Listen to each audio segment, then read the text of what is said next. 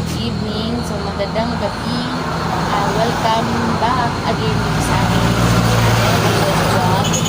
So, for today's video ay mag-update po tayo dito sa tindahan. So, ito na po yung sa mahigit isang taon na pag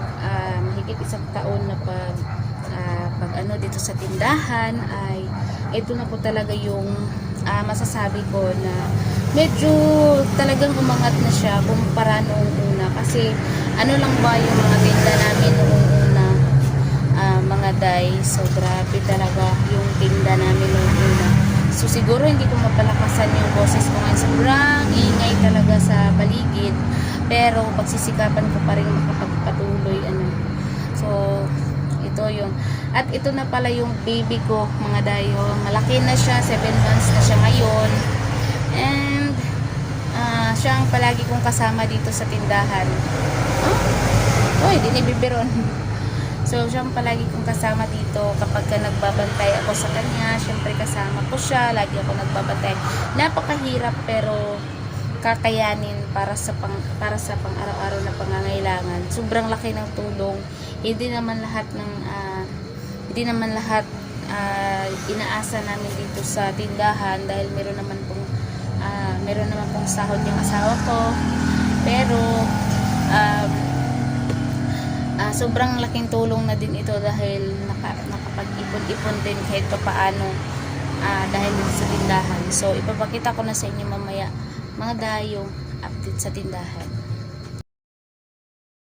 So ayun na nga mga dayo, nandito po ako sa labas ng aming tindahan. Napakaingay po talaga ng mga sasakyan, pero pagsisikapan ko pa rin makapagpatuloy sa pagbablog na rin.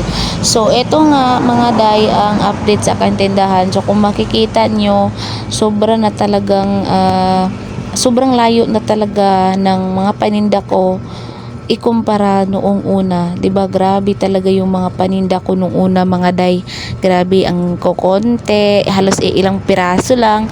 Pero ngayon talaga ay sumusobra na siya.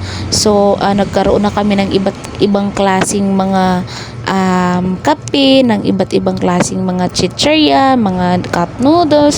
So ayan, so nag-improve na po talaga siya sa loob ng isang taon. So kung tutuusin pa nga mga day, marami pa po ako mga product na marami pa po sana akong mga paninda, kaso lang syempre kailangan ko pong mag-ipon. So syempre hindi naman pwede na yung ipon ko ay babawasan ko na naman para idagdag ko dito. So syempre para mas gaganahan po ako na magtinda, so kailangan meron din akong makikita sa aking mga tinda, 'di ba? So kailangan meron akong nakikitang ipon para mas ganahan po ako na magsikap pa at ipagpatuloy pa itong tindahan na ito, kahit alam niyo naman talaga noong una napakakonti yung aming mga tinda, pero ngayon ito na po talaga. So meron na kaming yun bang hindi pa nauubos, nakapag kumpra na naman kami, hindi yung tulad ng dati na hindi pa wala na talaga, saka pa magkumpra kasi nga ubos. Dati din kasi mga day ay wala akong masyadong kita kasi halos napupunta sa utang.